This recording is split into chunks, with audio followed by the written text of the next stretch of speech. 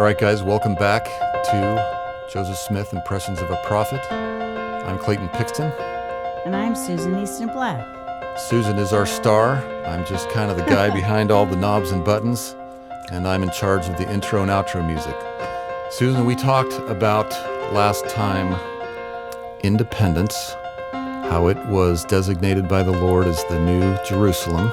So the saints had come to independence, some of them, as called by the prophet, and as they, elected to go. And then they went through Bishop Partridge. Once they got there, quite a journey really. And once they passed that kind of screening process, you might say, they were able to kind of join the society and build up Zion, or begin to build up Zion.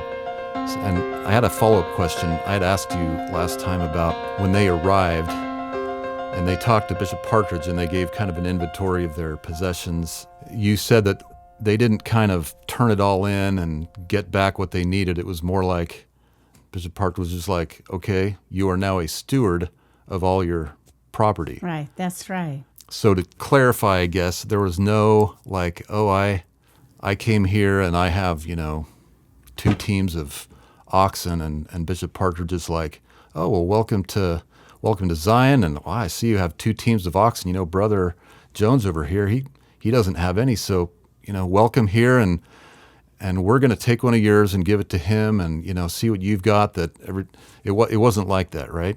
Right. We don't see that kind of example anywhere on the records that's been saved. It's like you came to independence owning things, but once you've met with Bishop Partridge, you leave having a stewardship over those items. And nor was it like, oh, I'm here. Hi, Bishop. My name is so-and-so, and boy, I just have nothing. I don't have any shoes or anything. And Bishop Partridge would then say, oh, well, so-and-so down the street has, more pairs of shoes than he needs. Get them from him. It wasn't like that. They would, whatever they got would be from the storehouse.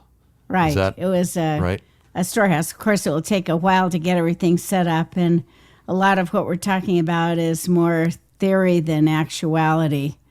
In other words, the grand experiment lasted less than 2 years.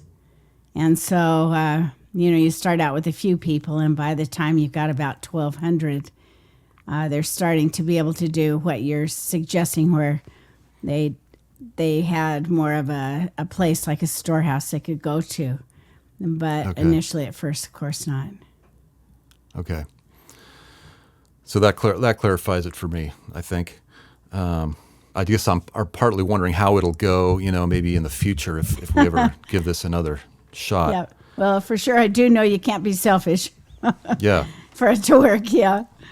And we'll maybe figure out why today, right? I hope so. Okay, so I'm getting ahead of myself. So, like I said, I'm in charge of the intro and outro music. So here goes intro for today. This is Rock of Ages. Rock of Ages, cleft for me, let me hide myself in thee. Let the water and the blood from thy wounded side which flowed be of sin the double cure. Save from wrath and make me pure.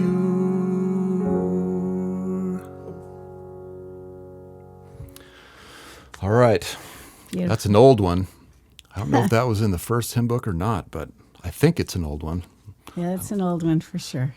Okay, well, Susan, I'd talked with you a little earlier that I was going to, since we're talking about independence, I happen to live here, right, 40 minutes from Independence, and I thought I'd just give, maybe for our listeners, just a little taste of what it's like in 2023. So when I started a job here, maybe 12 years ago, it came out that I was a member of the church, and they were like, "Oh, that's interesting." I mean, no disrespect, but there's this joke that and they told me this joke, and I don't remember exactly how it goes, but the punchline was that Jesus was going to come to Independence. And when they said that, they started cracking up. Why was that funny to them? And I think the reason is because Independence, the town right now, is not, maybe considered a place that you'd imagine Jesus picking to come to the earth. You've been there, surely. Several times. Susan, yeah. Yeah, spent months at a time. Later at that same job, I was actually in a building in Independence, and the building wasn't real nice. It had some issues, and it's like, wow, this kind of an interesting place. I wonder how far I am from, downtown Independence. And I looked on my, phone or whatever, and I was like 2 blocks away. And anyway, I don't want to offend anybody from Independence, but right now it's just kind of a suburb of Kansas City. But yeah, anyway, just thought I'd share that from the perspective of a local. So things may be very different, right? I would imagine that there will be a lot of differences when it finally is finished. Yeah, and people won't be laughing at that punchline, maybe. Yeah. Yeah. Anyway, okay. So, and sorry for talking so much here, but the Saints had come to Independence.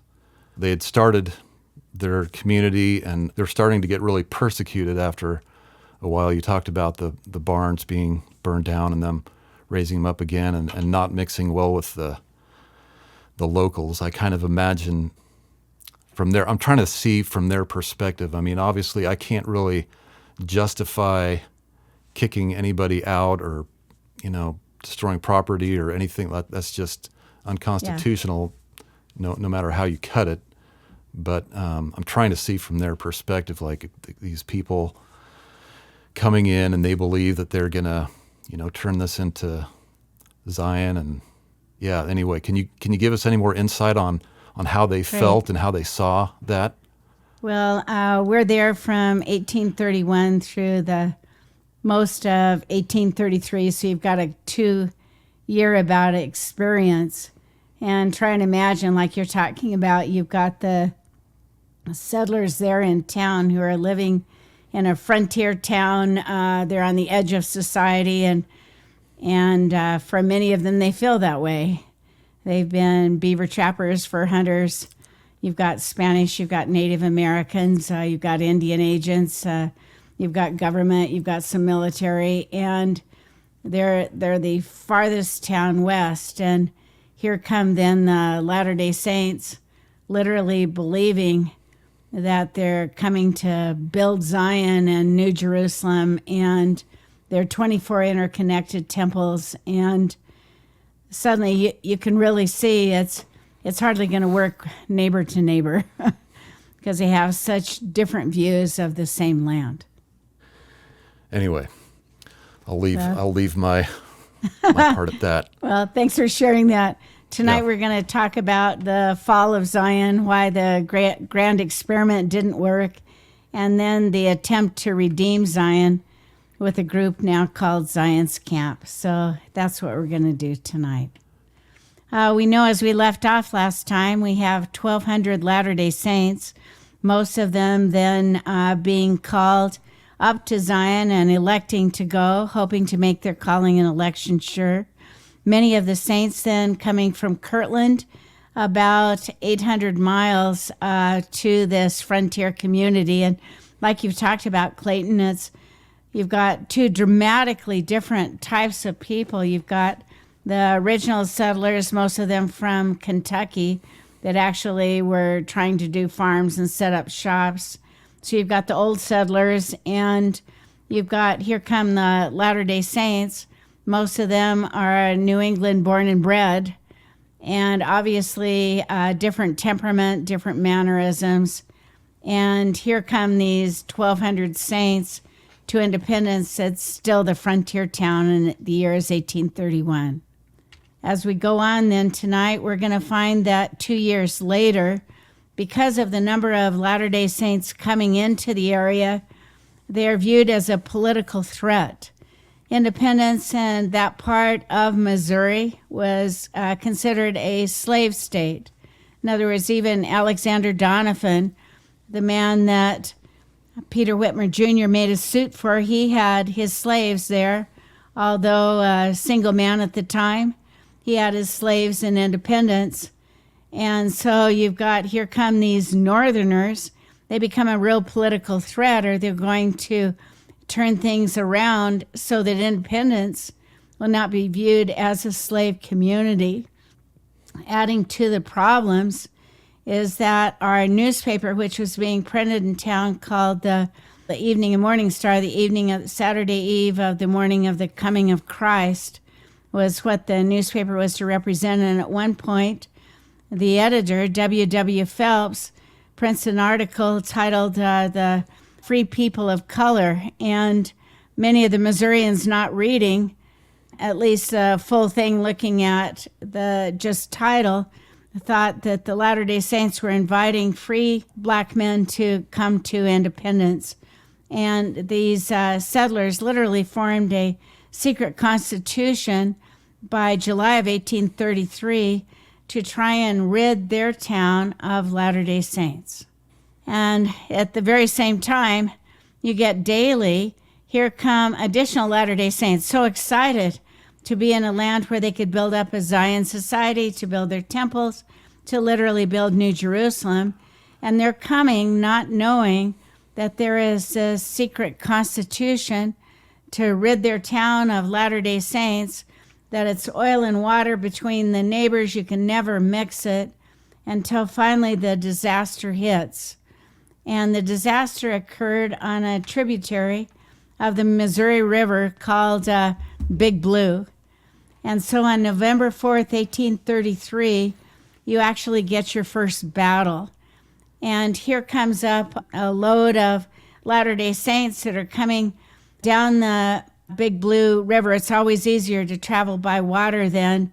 And suddenly they are refused to be allowed to go any farther.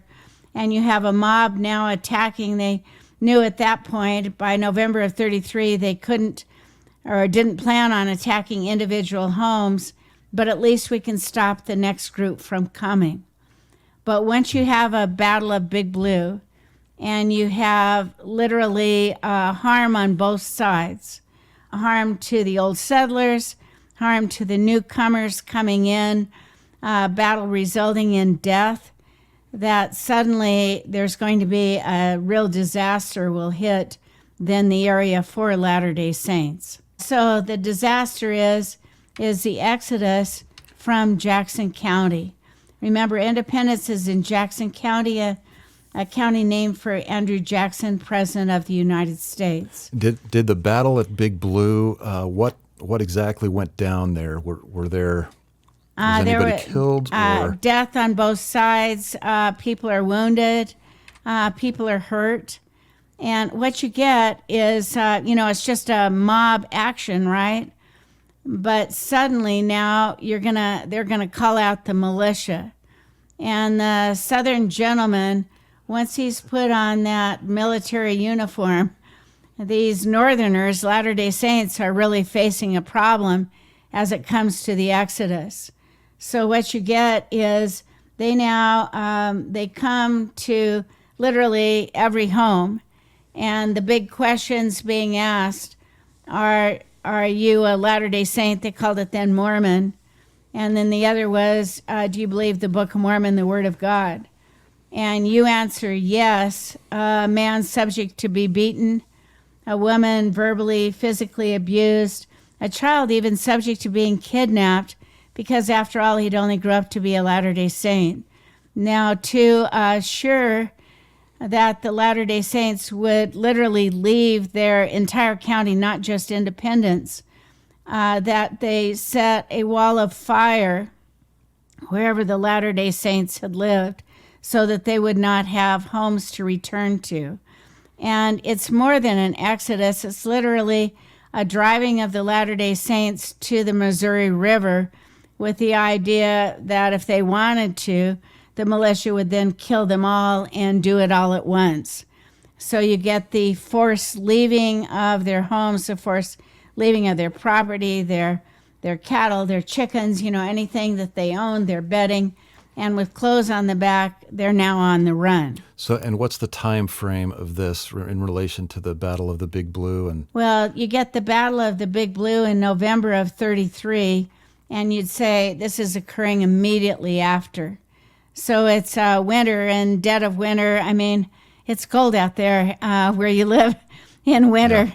Yeah. And the saints are definitely suffering, and they're on the move. So from there, as they get themselves down by the river, you're still looking at November. But what you see is something that it's remarked years later, that as the saints are on the move heading to the river, they always call this the night the stars fell. It's November 13th of 1833, so you can see it's just literally days after that battle at Big Blue. But many people back then were saying this is the night the stars fell. This is one of the signs of the coming of the Son of Man. So it was this great meteor shower. The shower was so shocking to the mobs and the Latter-day Saints that the mobbers backed off with the idea they'd be able to come and then harass the men, women, and children who were Latter-day Saints down at the river the next day. In other words, let's back off. It kind of spooked them, right? And so they backed off, the mob. As they backed off, we're going to find that the Latter-day Saints made a decision that night that they would cross the river. Now they're crossing the Missouri River, and they're going to cross and go from Jackson County into Clay County, a county named for Henry Clay. You see all these politicians, but Henry Clay, a great speaker in the U.S. Senate. But that night, some of the great heroics in the history of the church occurred. You get men literally going back across the river, back and forth, carrying women, children. People are holding on to ropes. They're doing everything they can, and then to be able to reach the Clay side where they believe that they will be in safety. Most of the Latter-day Saints, after crossing the river, will end up in the town of Liberty. So notice you've got Independence, you've got Liberty, you have all these kind of patriotic named counties and patriotic named cities. As they cross the river, it's interesting, the first to come to their aid in the morning will be slaves who are up early. And the slaves will literally feed the Latter-day Saints. They will take them into the hovels that they were living in and care for them on that very famous night of November 13th. In the meantime, these Latter-day Saints call to live then these laws of Zion, of consecration and stewardship, will now send two men to tell Joseph that Zion has fallen. The two men were Parley P. Pratt and Lyman White. These two men, who also crossed the river that night, will then work their way as quick as they can to Kirtland, Ohio, and they've got literally a horrific message for the prophet Joseph Smith. And the message is, Zion has fallen. Now, as they do so, for Joseph Smith, when he hears their message, it is reported that he cries like a baby and indicates that he wishes that he could have been with his friends and suffered as they had. In other words, this is a very, very difficult time for the prophet Joseph. And his big question is, can Zion be redeemed? And the Lord literally will give Joseph two choices. One, you can redeem it by money. In other words, you can redeem Zion by purchase. But the saints in Kirtland, it's the first generation Latter-day Saints, they are poor. Recall that Brigham Young is coming to town not owning a pair of shoes. And so when you say redeem Zion by purchase, there was no chance. In other words, we didn't have the funds to be able to buy out the old settlers and to go back and to try and get our lands of inheritance back and begin building this Zion. So the question was, how could Zion be redeemed? And at this point, Joseph's now pleading to the Lord, and he receives a revelation. That revelation we can find today in Doctrine and Covenants, section 103. And in the revelation, he is told, "Behold, this is the blessing which I have promised. After your tribulations," in other words, were the Latter-day Saints facing tribulations? Oh, you bet. The Whitney's store everything is thrown out. The press at the Evening and Morning Star newspaper office is out on the street. So it's after your tribulations, then will come your redemption. And the redemption of your brethren, even their restoration to the land of Zion. So the promised revelation that Joseph received was, okay, all you people that have suffered and are now in Clay County being cared for by the slaves of masters there in Clay counties, who are in essence cousins to those in Jackson County, guess what? Your redemption is coming. And the redemption of your brethren, not just you, but your brethren there in Zion. And you will be able to go back and one day restore this land of Zion. So with that, as the revelation continues, "Behold, I say unto you, the redemption of Zion must needs come by power." Now, power is a whole bunch different than money. Buy something, but power is might. And in this case, "Behold, I say unto you, the redemption of Zion must needs come by power." And with this, then, Joseph then takes upon himself to organize a group called Zion's Camp. Now, that's an incredible thought. Here's Joseph in Kirtland.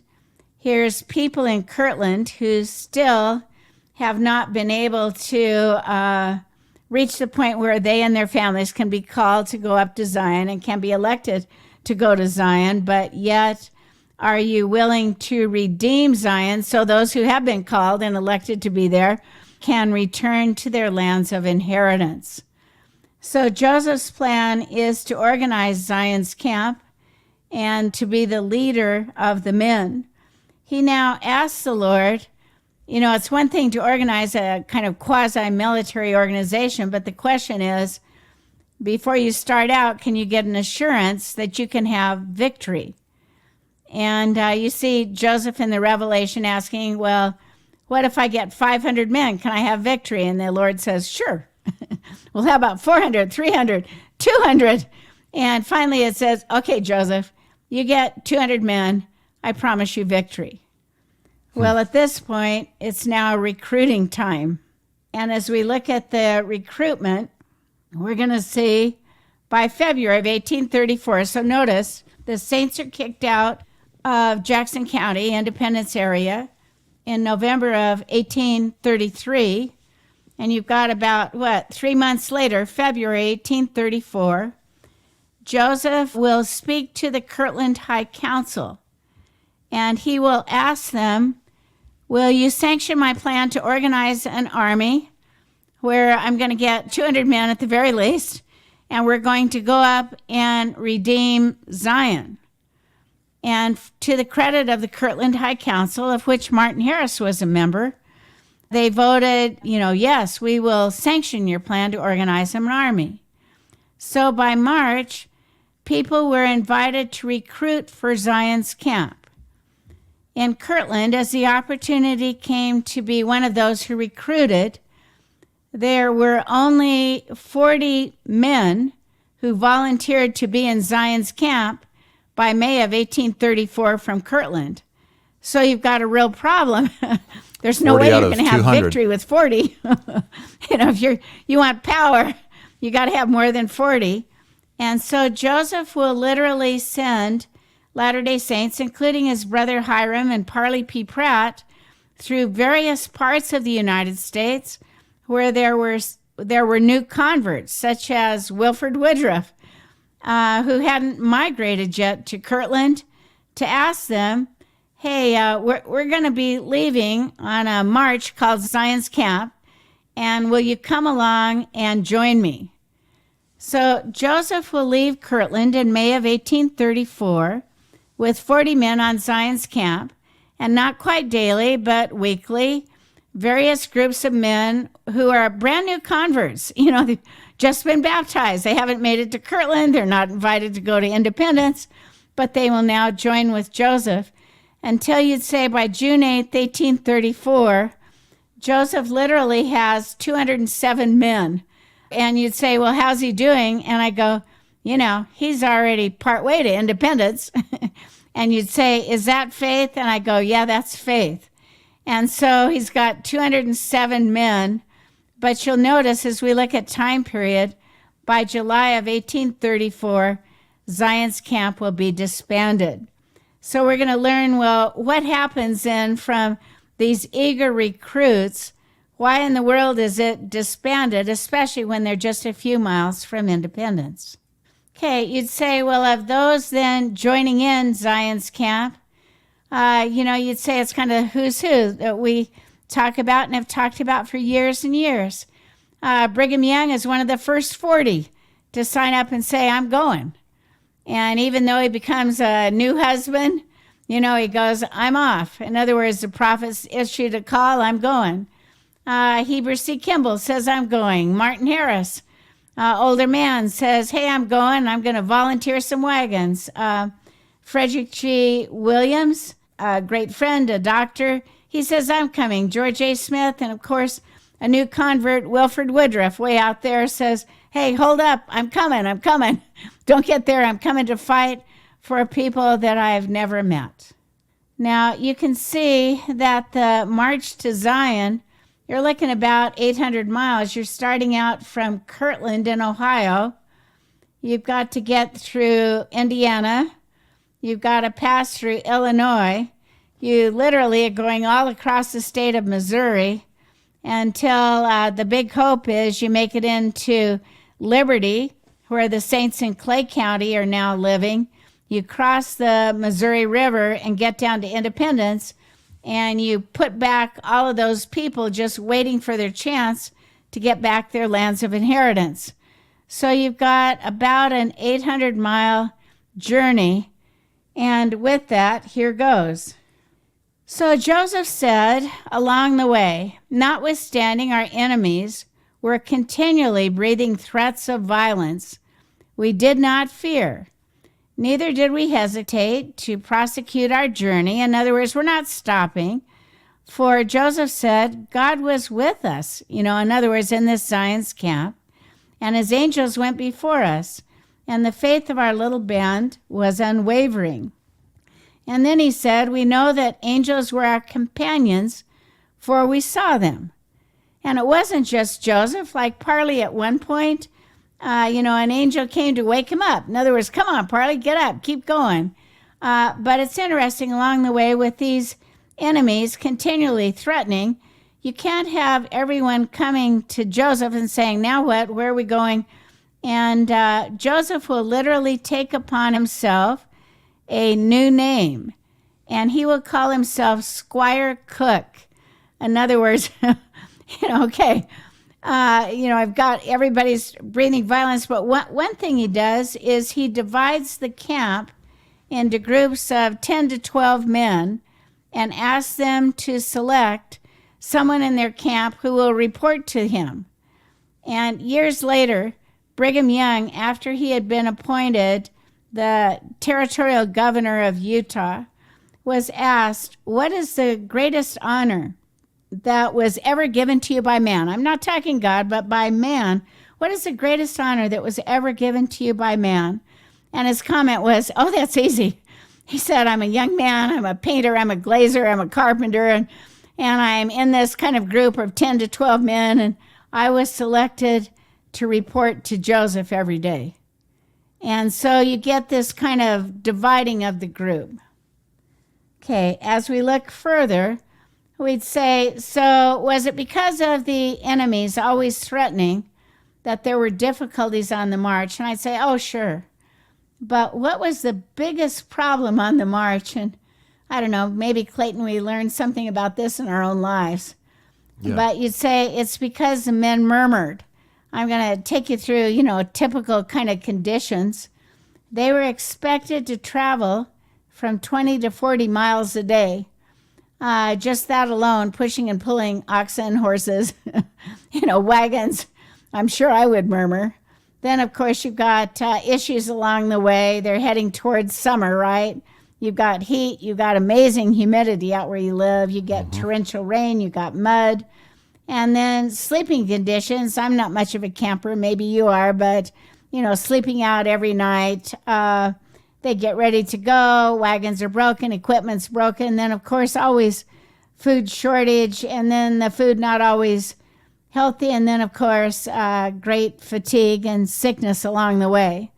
So of all the issues facing these 207 men on Zion's camp, no issue appeared greater than that of murmuring. And Joseph now became very concerned about the murmuring. And he stopped the camp at one point and he said, our murmuring and fault finding, in other words, finding fault with people over very small things and want of humility, you're prideful, had kindled the anger of the Lord against us. In other words, hold on, everybody. You're great men. Some of you new converts, have joined us. Some of you kind of old timers, been through Kirtland. But guess what? You just got to stop this murmuring, finding fault with your other men in the group, your lack of humility, doing the little jobs where you think you should have been the leader, say, to report to Joseph, that the anger of the Lord seems to be kindled against us. Things are always going to happen, right? Things are going to happen, the unexpected. It's the test to see if... Yeah, so what I've learned, is, hey, if we ever get called to redeem Zion, just don't murmur. Yeah, right. Same with the children of Israel, right? On their journeys. Yeah. Anyway. So you'd say, well, how did they do on the march? Notice they made it all the way through Ohio. They made it through Indiana. Murmur, murmur. They make it all the way through Illinois. And finally, they make it to another tributary of the Missouri River. So this time it's not Big Blue, but it's called the Fishing River. And as they make it to the Fishing River, they're literally within about a day or so of liberty and independence. And they arrive at this river, and suddenly they are met by a group of men who have come out from independence. Now, you can imagine, here's looking at the Fishing River. It isn't much of a tributary, right? It's not like, it's a little bit bigger then, but here come these like city fathers out of independence. They'd been hearing rumors that Joseph Smith has 10,000 men who are coming to put the Latter-day Saints back in their lands of inheritance and independence. They're hearing rumors that Joseph is carrying enough weapons to arm all the Native Americans just outside their town, and we're going to come in and literally destroy you old settlers. And they've got all these rumors coming. They're even hearing about a pillar of fire by night and a cloud by day. In other words, wow, who have we awakened? Is this God's army coming upon us? And so about 12 of the kind of city fathers, the nobles of independence, come out to talk to Joseph to say, okay, let's work out a deal. And what they suggest to Joseph is, okay, we're willing to get out of here, just buy us out. Well, for every property that we own, they owned at least 4, right? And so there's no way to buy them out. They try several things that they think might be reasonable. For Joseph, they're impossible, they're not reasonable. And finally, the city fathers say, we've seen what you got. What do you have? 200 maybe men. They all look pretty scrawny, walking a long distance. I tell you what, we're going to cross the river. We're going home. And we've got one of our hometown boys, Lilburn W. Boggs, he's rising up. He's now, eye on the chair of being governor. And we're going to raise up not only our militia, but other militia, and we're going to wipe you out. Well, you can imagine there are bad feelings as they leave Fishing River. Well, they get on the river, good, and here comes now an incredible storm.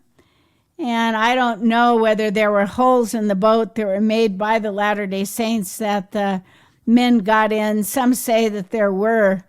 But before these men were able to reach independence, that several of them drowned that night. And the word went out among the Latter-day Saints that the destroying angel, was with them and had already begun the redemption now of putting the Latter-day Saints back on their land, because look what happened to these men who came.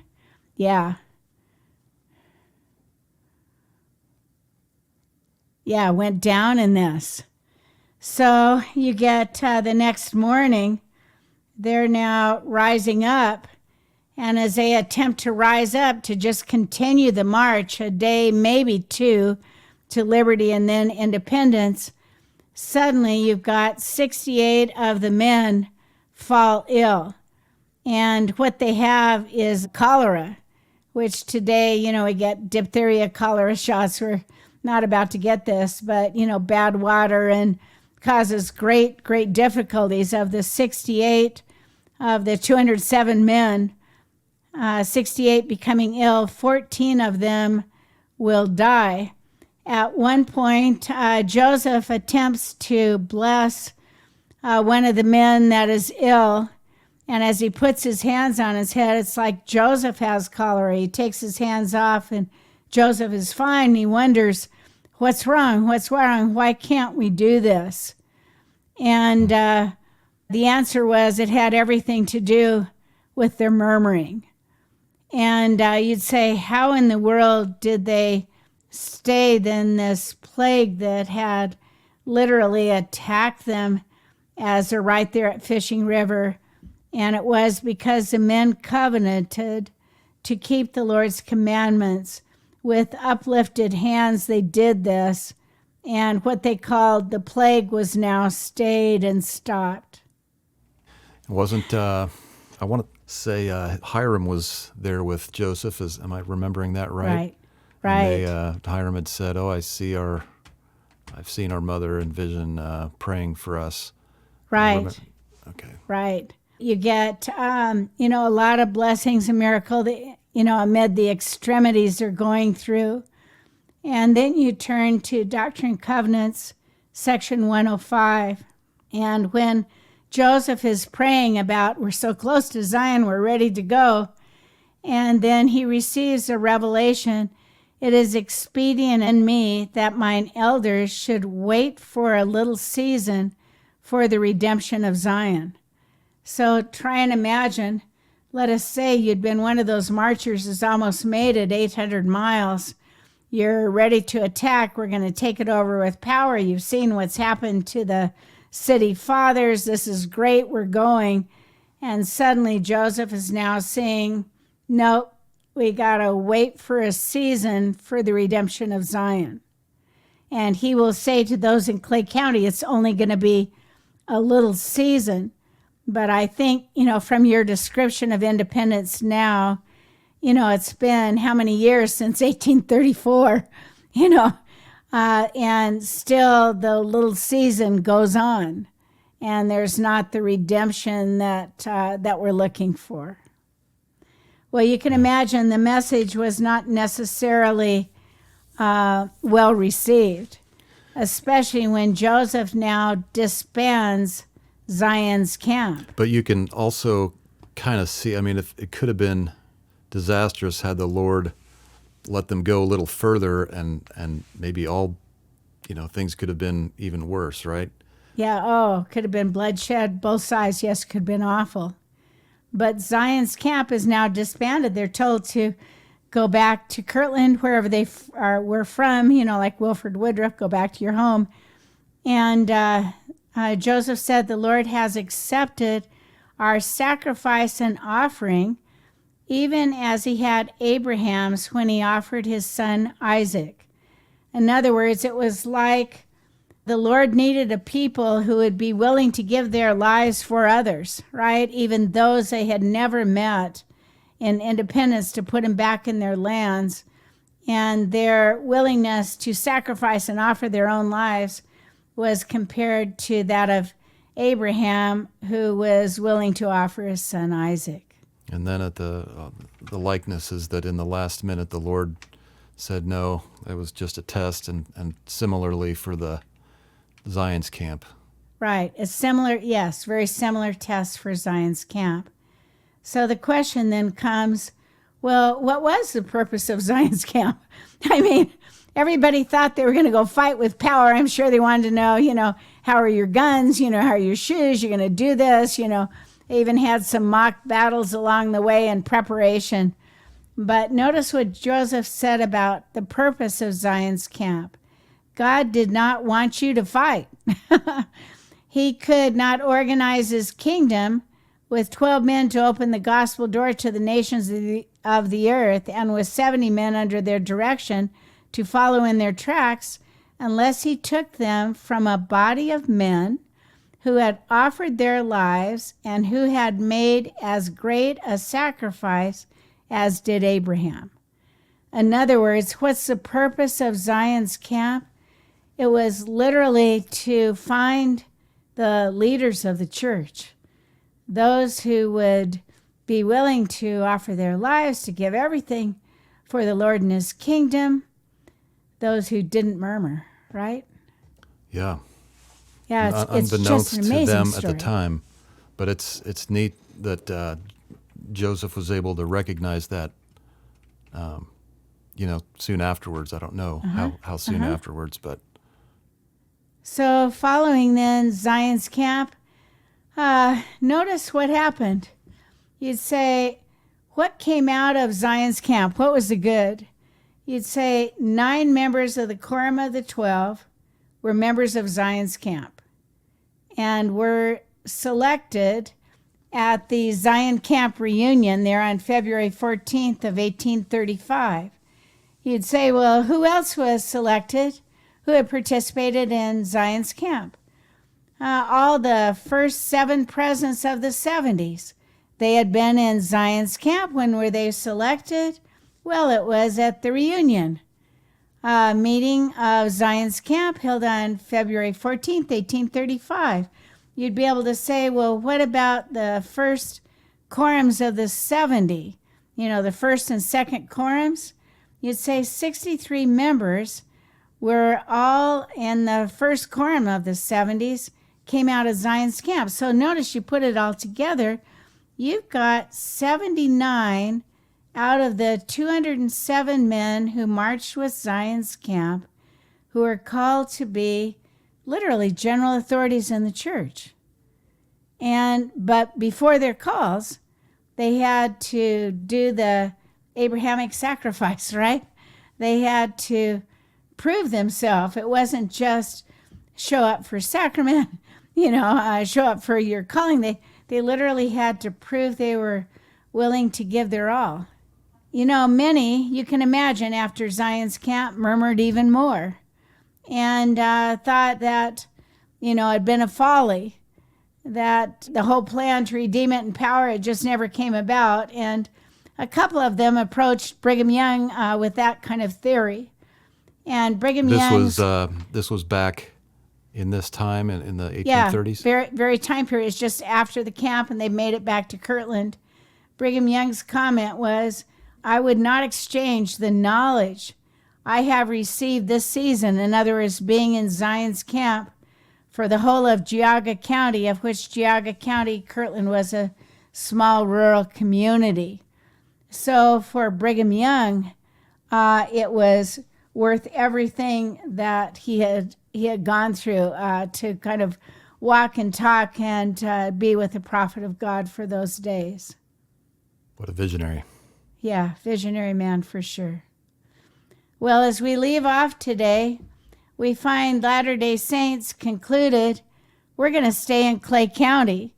Now, what they had been doing before Zion's camp was disbanded, they'd literally been, in their own way, acting the part of slaves. They'd been helping in the houses, in the fields, just kind of waiting to be able to cross the Missouri River to gain back their lands of inheritance and rebuild their houses in Zion. But when they hear they need to wait for a little season, now that they're in Clay County, their conclusion is, we'll build stores again. We're going to just set ourselves here as permanent residents and wait for that little season. And what we're going to find next time is that the people in Clay County who are also originated from Kentucky, many of them are cousins to those that lived in Jackson County. You're going to get that same kind of oil and water doesn't mix. The neighbors it's tough. They like the Latter-day Saints when they're helping in their fields and their houses, but when they have houses of their own and are right next door neighbors and businesses that are right next door to theirs, they don't like us either. And so next time we meet, we're going to talk about the Latter-day Saint experience in Clay County and the need to then move north and eventually an extermination order against the Latter-day Saints. So it's such a story, Clayton.